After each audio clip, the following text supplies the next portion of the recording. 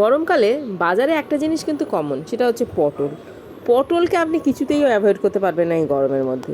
ঘামকে যেমন অ্যাভয়েড করতে পারবেন না যতই আপনি এসিতে থাকুন, সেরকম বাজারে গেলে পটলকেও অ্যাভয়েড করতে পারবেন না। তাই জন্য ভাবলাম আজকে পটলের রেসিপিই করি। আর আগের ভিডিওতে তো দেখিয়েছেন পনিরটা ভাজা হয়ে গেছে, এখানে তেলের মধ্যেই দিয়ে দিয়েছি পটলটা ভাজা হয়ে গেছে। এখানে দিয়ে দিলাম আমার রেডি টু মিক্স মশলাটা। আমি একটা পাত্রের মধ্যে হলুদ, ধনে, জিরে আর কাশ্মীরি রেড চিলি পাউডার একসঙ্গে রেখে দিই মিশিয়ে, তাহলে আমার রান্না করতে সুবিধা হয়। দিয়ে দিলাম এখানে পরিমাণ মতো নুন, নিয়ে ভালো করে ভেজে নিচ্ছি। তেলটা কিন্তু অনেকটাই শুকিয়ে এসছে, আর তেল আমি বেশি আর দেবো না, যেহেতু পনিরটা ভাজা হয়েছে। এখানে আমি বেটে রেখেছিলাম একটা গোটা টমেটো বড়, আর একটা কাঁচা লঙ্কা, আর 1 ইঞ্চি মতো আদা।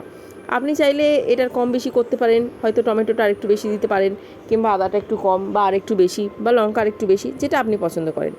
আর এখানে বাড়িতে থাকা বাতাসা, যেটা আমরা ঠাকুরকে দিই, সেই বাতাসাই আছে, সেই বাতাসাটাই দিয়ে দিলাম। আপনি চাইলে চিনি দিতে পারেন, কিংবা চিনিটা অ্যাভয়েডও করতে পারেন। অল্প একটু জল দিয়ে ভালো করে কষিয়ে নিয়ে তারপর আমি ঢাকা দিয়ে রান্না করছি। দেখছেন তরকারিটার কালারটা কত ভালো এসেছে।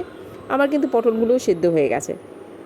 এরপর আর বেশি কিছু করার নেই, দিয়ে দেবো এর মধ্যে ভাজা পনিরটা। আর এই রেসিপিটা খুব তাড়াতাড়ি হয়ে যায়, খেতেও কিন্তু দারুণ সুস্বাদু। লুচি, রুটি, পরোটার সঙ্গে তো জমে যাবে।